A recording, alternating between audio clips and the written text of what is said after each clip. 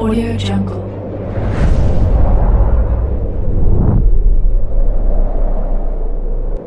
Yo, balik lagi bersama Mimin di Manhua TV. Kali ini kita akan lanjutkan pembahasan dari cerita My Unbeatable Passive Skill Let's Middle Massive Damage. Mimin infokan kembali bagi teman-teman yang ingin menonton video terbaru lebih cepat, silahkan bergabung menjadi member di channel ini dengan biaya 5.000 per bulannya. Jika tidak, teman-teman bisa bersabar lebih dulu selama 2-3 hari untuk menonton video tersebut. Tanpa berlama-lama, yuk kita masuk ke disclaimer dulu.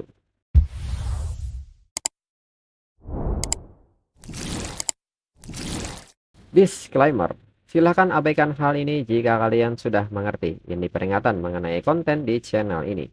Video ini berisi alur cerita komik yang mempermudah bagi teman-teman untuk mengetahui isi ceritanya dan memahami alur ceritanya. Jika ada kesamaan tokoh, tempat, maupun isu yang sedang hangat, itu benar-benar tidak disengaja. Dan peringatan bagi teman-teman untuk tidak mencontoh atau meniru perkataan maupun perbuatan yang tidak baik yang ada di video ini. Karena cerita ini hanyalah fiktif belaka. Jika mengerti, yuk kita masuk ke ceritanya. Lalu Qianmo pun mengatakan kepada mereka bahwa perjalanan ke sini sudah selesai dan kembali akan memakan waktu beberapa hari. Sudah waktunya bagi mereka untuk pulang. Dalam pikiran Qianmo merasa heran apakah ada orang yang tidak bisa lagi tinggal diam di kota Spirit Moon. Setelahnya, orang-orang yang berkumpul di depan dungeon Rajor Highland pun heboh saat melihat perubahan di catatan rekor dungeon. Mereka pun bertanya-tanya apa yang telah terjadi. Rekor waktu Razor Highland benar-benar dipecahkan. Mereka pun tidak percaya ini. Bukankah itu tim level rendah yang baru saja masuk? Dan waktu penyelesaian mereka adalah 4 jam 36 menit 20 detik dengan rating penyelesaian SSS. Lalu saat Qianmo dan yang lainnya keluar dari dungeon, Zhou Siwei pun lega, akhirnya mereka keluar. Rematiknya akan mulai kambuh jika dirinya tinggal di sana lebih lama lagi. Huang Tian pun merasa dengan kekuatan mereka, mereka mungkin tidak akan bisa menyelesaikan dungeon ini bahkan jika mereka bertahan selama 3 jam lagi. Huang Tian pun meminta Zhou Siwei untuk berhenti bersikap pintar saat mengambil keuntungan dari seseorang. Lalu Huang Tian pun juga kaget saat memperhatikan keadaan di luar dungeon. Orang yang berkumpul sangat banyak. Lalu orang-orang pun kini memperhatikan Qianmo dan yang lainnya yang merupakan tim Everlasting Fake yang telah memecahkan rekor. Orang-orang pun menyebut mereka mengagumkan. Mereka benar-benar unggul 3 jam dari peringkat kedua dengan peringkat SSS. Orang-orang pun menyebut mereka sebagai orang yang hebat dan mulai mendekati tim Everlasting Fake dan meminta Everlasting Fake untuk membawa mereka. Huang Tian yang mendengar hal ini menyebut orang-orang sebagai segerombolan katak di dalam sumur. Tatapan mereka dipenuhi dengan penghinaan belum lama ini. Dirinya mengingatnya dengan sangat jelas. Huang Tian harus benar-benar mengejek mereka dan melampiaskan amarahnya. Qianmo pun mengerti dan meminta Huang Tian untuk tidak bertengkar dengan mereka. Lalu di saat yang sama, Qianmo pun kaget dengan pesan yang baru saja masuk dan ternyata pesan itu dari Ruoshi yang memberitahu bahwa markas guild sedang diserang oleh aliansi Bloodfiend. Ruoshi pun meminta Qianmo untuk segera kembali saat Qianmo menerima pesan ini. Melihat sikap Qianmo, Huang Tian pun bertanya apa yang sedang terjadi. Zhou Siwei pun menyebut bahwa jajingan-jajingan itu benar-benar menyergap mereka saat mereka pergi. Segera Qianmo mengajak mereka untuk segera kembali ke markas. Kemudian saat ini di markas guild Everlasting Fake, Ruoshi pun bertanya kepada Li Menghuo mengenai korban dari pihak guild Everlasting Fake.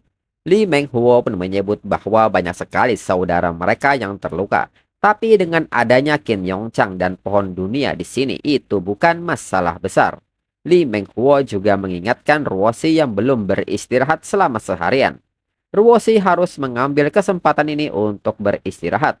Ruoshi pun mengatakan bahwa itu tidak akan berhasil. Meskipun mereka sudah memblokir 2 gelombang serangan, siapa yang tahu kapan mereka akan memulai gelombang serangan yang ketiga. Setidaknya sebelum Qianmo kembali, mereka tidak boleh bermalas-malasan sedikit pun. Li Menghuo pun menyebut jika Qianmo ada di sini, mereka tidak akan berada dalam posisi pasif seperti ini. Ruoshi pun mengatakan jika menghitung waktunya, mereka seharusnya sudah menyelesaikan dungeon itu sekarang. Li Menghuo juga mengatakan bahwa Guqian memancing prajurit tingkat ketiga dan masih belum kembali. Li Menghuo pun bertanya-tanya apakah Guqian baik-baik saja. Ini benar-benar mengkhawatirkan. Lalu di saat yang sama, penjaga pun memberitahu Ruosi bahwa mereka akan menyerang lagi. Dan seketika gelombang serangan pun datang menyerang markas Everlasting Fig. Li Menghuo yang melihat serangan ini menyebut bahwa mereka memulai gelombang serangan ketiga begitu cepat. Li Menghuo pun bertanya-tanya apakah orang-orang ini tidak takut mati. Ruosi pun merasa bahwa sepertinya seseorang sedang menghasut paksi kota Spirit Moon untuk menargetkan Everlasting Fig.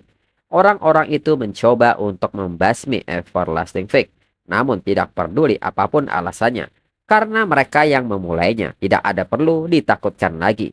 Ruosi pun meminta semua orang untuk bertahan. Li Menghuo pun mengerti dan akan menginformasikan hal ini ke semua orang. Dan di saat yang sama, Qian Mo memberikan balasan kepada Ruosi mengenai pesan sebelumnya. Dan ini membuat Ruosi lega karena akhirnya Qian Mo menjawab pesannya. Mereka sudah selesai dengan Dungeon Rajor Highland, dan ini berita yang bagus. Hingga kini bentrokan di markas Everlasting Fig kembali terjadi.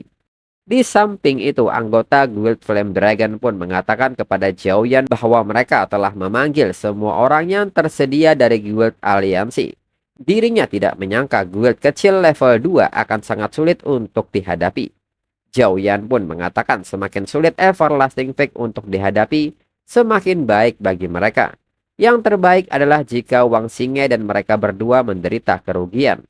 Saat itu Guild Flame Dragon mereka akan memiliki kesempatan untuk menjadi pemimpin aliansi Bloodfin. Maka mereka akan mengambil alih Everlasting Fig, mendapatkan teknik penempaan Everlasting Fig dan menjadi guild nomor 1 di kota Spirit Moon. Jika hal itu terjadi, Jiang Xiang dapat dianggap telah meninggal dengan layak. Anggotanya pun menyebut bahwa Zhao Yan sangat pintar, mengirim harimau untuk memburu serigala. Di sisi lain, Wang Xingye pun terus melakukan pencarian terhadap Guqian dengan mengikuti tanda yang sebelumnya telah ditinggalkan oleh Wang Xingye. Wang Xingye pun menyebut bahwa Guqian terus berlarian tanpa kebangkitan ketiga. Berapa lama guild level 2 Guqian bisa bertahan? Mengapa Guqian tidak menyerah sekarang? Dirinya masih bisa menyelamatkan nyawa Guqian. Terlebih lagi dengan keahlian melacak miliknya, Guqian tidak akan bisa melarikan diri sama sekali. Di saat Wang Xingye terus berlarian, nyatanya Guqian telah memasang jebakan di area itu hingga memicu sebuah lemparan granat yang mengarah tepat ke depan Wang Xingye. Dan kembali ledakan besar pun terjadi. Guqian pun bertanya mengapa mereka tidak bertaruh saja. Apakah Wang Xingye bisa membunuh dirinya hari ini? Wang Xingye pun bertanya apakah Guqian tidak berencana lari lagi. Guqian pun menyebut siapa yang kalah harus berani memakan kotoran. Guqian pun bertanya apakah Wang Xingye berani dengan taruhan itu. Dan kembali Guqian melepaskan tembakannya. Namun Wang Xingye mampu memprediksi jalur serangan dan menghindarinya. Wang Xingye pun menyebut bahwa Guqian menggunakan trik membosankan untuk menunda dirinya. Dengan cepat Wang Xingye melakukan manuver maju dengan menghindari semua serangan Guqian dan mengatakan bahwa dirinya akan menerima taruhannya dan seketika melepaskan serangan. Di saat pedang Wang Xingye hampir sampai ke leher Guqian, tiba-tiba seseorang datang dan memukul mundur Wang Xingye. Wang Xingye pun kaget dengan hal ini dan bertanya apa yang barusan terjadi. Dan nyatanya Qian Mo datang tepat waktu. Qian Mo pun bertanya apakah Guqian baik-baik saja. Guqian pun tertawa kecil dan menyebut bahwa dirinya baik-baik saja. Dirinya bertaruh untuk bisa bertemu dengan Qian Mo. Itu sebabnya dirinya sengaja memancingnya ke sini. Dan dirinya memenangkan taruhan ini. Dan seseorang akan pergi untuk menyantap sebuah kotoran. Wang Xingye pun bertanya siapa Qian Mo. Qian Mo pun menyebut bahwa dirinya adalah ketua Guild Everlasting Fig. Mengetahui hal ini, Wang Xingye pun merasa mendapat tangkapan besar. Dirinya bisa menangani mereka semua sekaligus. Qian Mo pun meminta Wang Xingye untuk tidak beromong besar dan cepat lakukan. Dirinya sedang terburu-buru. Wang Xingye pun menyebut Qian Mo sangat sombong dan seketika maju menyerang. Guqian pun meminta Qian Mo untuk berhati-hati. Itu adalah Extreme Web Slash dari Dark Warrior. pertahanan normal tidak berguna melawannya. Namun nyatanya Qianmo menahannya dengan santai menggunakan Thousand Bladed Umbrella-nya. Wang Xingye pun kaget dengan hal ini dan bertanya dalam pikirannya soal payung yang berputar ini. Beginikah cara Qianmo memblokir serangan miliknya sebelumnya? Qianmo pun menyebut bahwa ini bukan hanya alat pertahanan normal, dan dirinya juga memiliki pemahaman yang cukup baik tentang skill Dark Warrior. Wang Xingye yang mengambil langkah mundur pun menyebut bahwa dirinya belum selesai. Namun Qianmo nyatanya sudah bergerak lebih dulu di belakang Wang Xingye dan menyebut ini sudah berakhir. Dan seketika melakukan serangan combo dari Soul Seize dan dilanjutkan dengan Heart Pierce. Qianmo pun menyebut jika sebelumnya dirinya akan bermain-main dengan Wang Xingye sedikit lebih banyak, tapi dirinya benar-benar terburu-buru hari ini. Gu Qian yang menyaksikan ini menyebut Qianmo terlalu abnormal. Tidak peduli apa dia masih seorang kebangkitan ketiga untuk menanganinya dengan cepat. Qianmo pun mengatakan bahwa dia hanya seorang Dark Warrior yang baru saja terbangun. Ada begitu banyak kekurangan dalam gerakannya.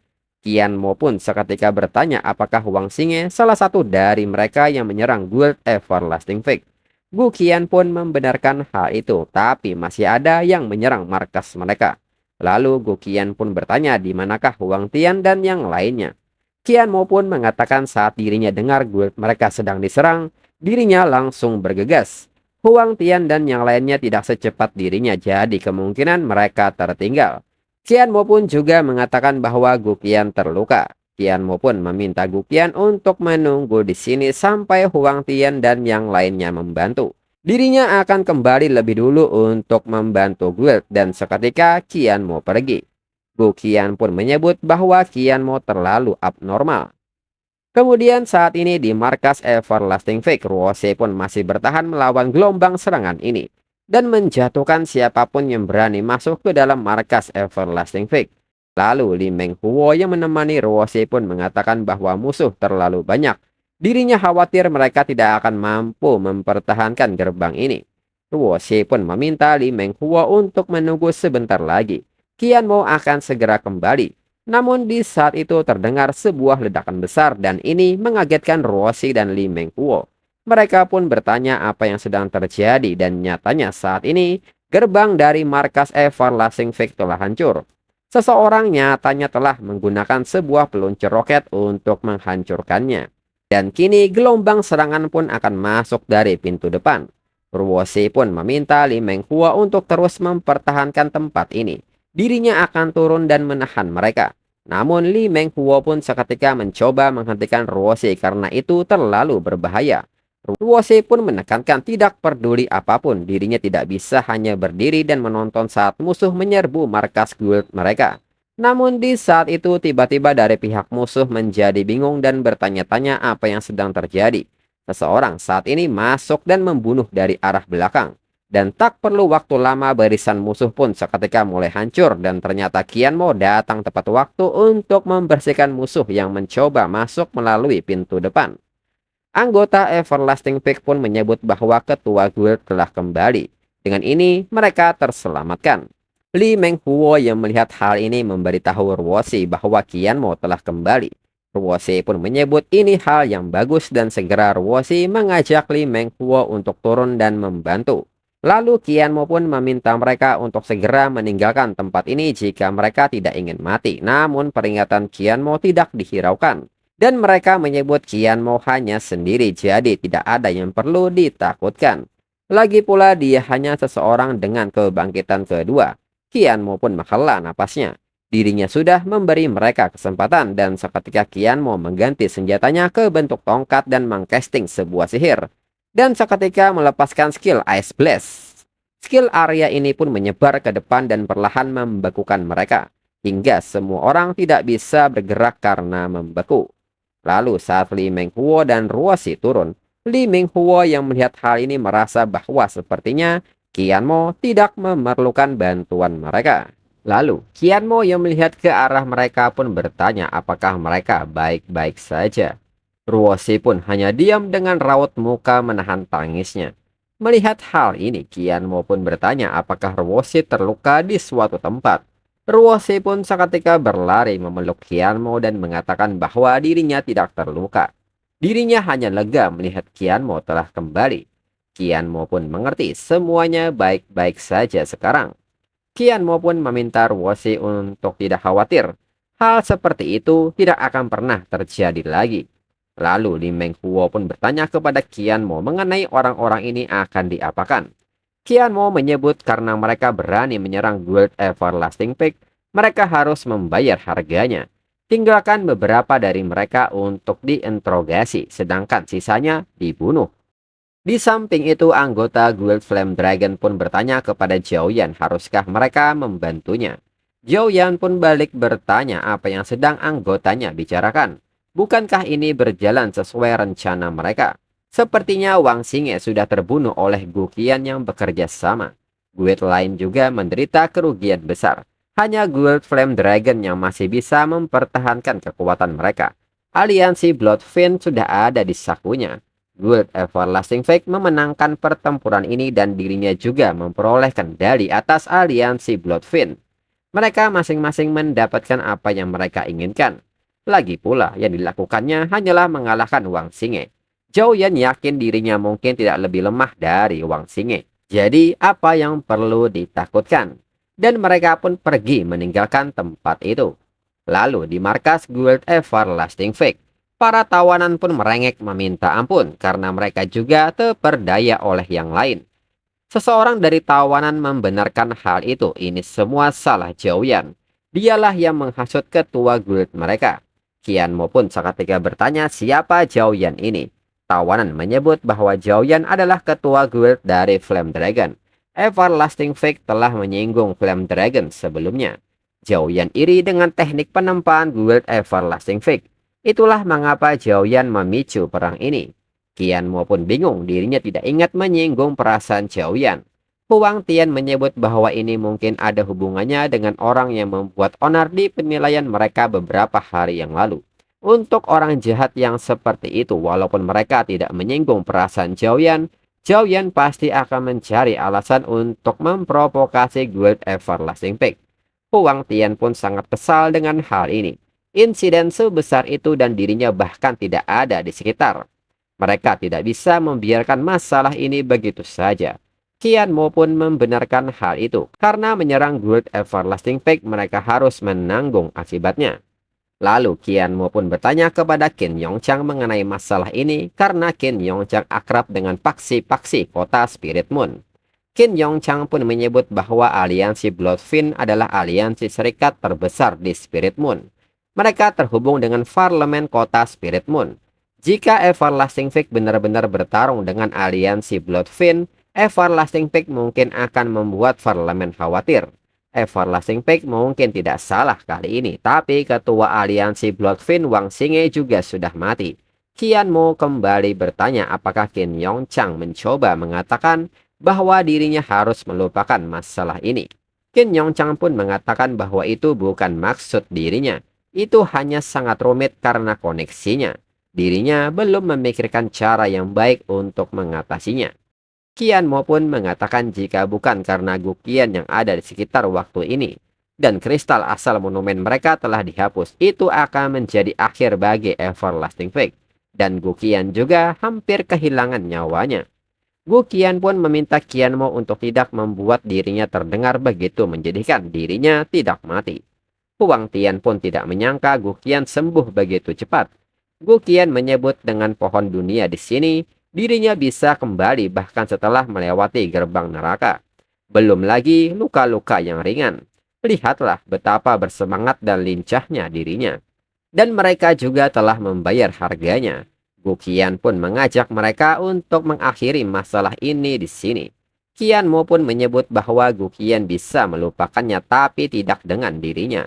Qianmo menekankan bahwa dirinya tidak akan menyinggung orang yang tidak menyinggung dirinya. Jika mereka memulainya lebih dulu, dirinya akan membalasnya 100 kali lipat. Huang Tian pun membenarkan hal itu, dirinya mendukung Qianmo dalam masalah ini.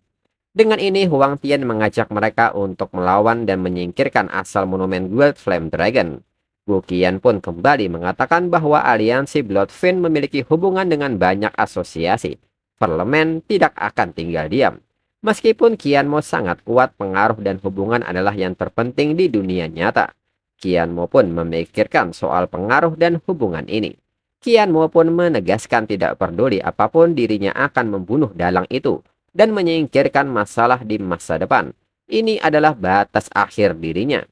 Mendengar hal ini, Guqian menyebut bahwa mereka akan mematuhi perintah dari ketua guild.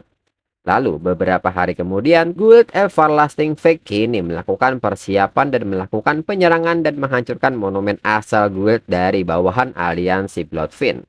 Lalu di tempat lain di sebuah bar, orang-orang pun sedang membicarakan soal aliansi Bloodfiend yang menyerang guild level 2 beberapa hari yang lalu. Aliansi Bloodfiend tidak hanya kalah, bahkan ketua aliansi Wang Xingye terbunuh. Orang-orang pun tahu mengenai insiden besar itu. Everlasting Fake telah menyerang bawahan dari aliansi Bloodfiend beberapa hari terakhir ini. Everlasting Fake telah menyingkirkan beberapa guild dari markas aliansi. Seseorang yang mendengar hal ini menyebut bahwa Everlasting Fake terlalu sombong. Mereka juga dengar bahwa Parlemen Kota Spirit Moon akan membantu mediasi hari ini untuk bernegosiasi demi perdamaian. Jika Parlemen melangkah maju, Parlemen tidak punya pilihan selain bertindak. Everlasting Fake akan dihukum jika terus melanjutkannya. Lalu Huang Tian yang mendengar omongan ini menyebut bahwa sekelompok orang ini mulutnya sangat bau. Haruskah dirinya memberi pelajaran? Guqian pun menyebut bahwa mereka di sini kali ini untuk mediasi. Jadi jangan menimbulkan masalah. Huang Tian pun mengatakan bahwa mereka telah mencari Zhou Yan selama ini. Berjuang tanpa henti, namun Zhou Yan menolak untuk menunjukkan dirinya. Karena parlemen sekarang harus maju untuk mediasi, mereka jelas-jelas melindungi Zhou Yan. Guqian pun mengatakan bahwa tujuannya adalah untuk meledakkan masalah ini, dan kemudian meminta parlemen untuk menengahi. Sekarang Zhou Yan telah mencapai tujuannya. Huang Tian pun bertanya kepada Qianmo apa yang akan mereka lakukan nanti. Apakah mereka langsung bertindak dan membunuh Zhou Yan? Qianmo pun meminta Huang Tian untuk tidak bertindak gegabah. Everlasting Fake di sini untuk mediasi. Jadi Everlasting Fake harus mengikuti parlemen. Mendengar hal ini, Huang Tian merasa ini tidak seperti Qianmo yang biasanya. Guqian pun menilai, jika Qianmo benar-benar mendengarkan parlemen dan membiarkan hal ini terjadi, itu sangat bagus. Perilaku Qianmo tidak biasa. Dirinya khawatir Qianmo membuat masalah ini menjadi lebih besar. Lalu setibanya di kantor parlemen kota Spirit Moon, rombongan Everlasting Fake telah ditunggu, dan Zhou Yan pun seketika menyapa Qianmo selaku ketua guild Everlasting Fake. Dirinya akhirnya bertemu dengan Qianmo. Sekarang mereka bisa menjernihkan kesalahpahaman ini. Qianmo pun seketika bertanya siapa pria ini. Zhou Yan pun seketika memperkenalkan dirinya sebagai ketua guild Flame Dragon dan ketua sementara aliansi Bloodfiend. Mendengar hal ini, Qianmo pun seketika mengetahui bahwa dia adalah Zhou Yan, serta menatap Zhou Yan dengan aura mengerikan. Dan ini membuat Huang Tian dan Guqian seketika kaget, dan chapter berakhir.